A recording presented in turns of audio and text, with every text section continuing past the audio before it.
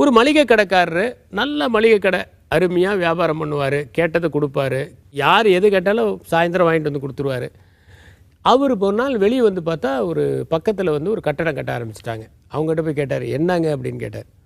ஒன்றும் இல்லை, நாங்கள் ஒரு சூப்பர் மார்க்கெட் கட்டுறோம். ஐயோ, சூப்பர் மார்க்கெட் கட்டினா இங்கே யார் வருவாங்க? நேராக தான் குருக்கிட்ட போனார். ஐயா வணக்கம், இந்த மாதிரி ஒரு சூப்பர் மார்க்கெட் கட்டுறாங்க, நான் என்ன பண்ணட்டும்? ஒன்றும் பண்ணாத, நாளையிலேருந்து உன் கடையை திறந்தவுடனே நானும் நல்லா இருக்கணும், அந்த சூப்பர் மார்க்கெட்காரங்களும் நல்லா இருக்கணும்னு வேண்டிக்கப்பா அப்படின்னு. என்னங்க இப்படி சொல்கிறீங்க? அவங்க நல்லா இருந்தால் நான் சொல்கிறத கேளுப்பா, போப்பா. போனார். டெய்லி காலையில் கதவை திறக்கும் போது என் கடை நல்லா இருக்கணும், சூப்பர் மார்க்கெட் நல்லா இருக்கணும் வேண்டிட்டு உள்ளே போவார். 4 வருஷம் கழித்து மறுபடியும் குரு வந்து பார்த்தார். வணக்கம் ஐயா. எப்படி இருக்குது உன் கடை? என் கடையை மூடிட்டேன்யா. அப்படியா, என்னாச்சு? இந்த சூப்பர் மார்க்கெட்டை வாங்கிட்டேன் அப்படின்னாராம்.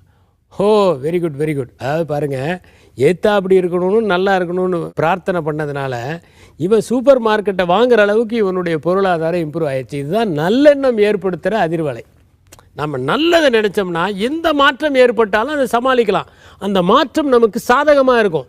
ஆனால் நம்ம என்ன நினைக்கிறோம், நல்லதுக்காக வர மாற்றத்தை கூட ஏற்றுக்கிறதுக்கு தயாரில்லை. மாற்றங்களை ஏமாற்றங்களாக நினைக்காமல் நல்ல மாற்றங்களாக நினைத்து மடைமாற்றமாக எண்ணத்தை பரவவிட்டால் நாம் உயர்ந்த இடத்திற்கு வருவோம் என்பதைத்தான் இந்த சம்பவம் நமக்கு தெளிவுபடுத்துகிறது.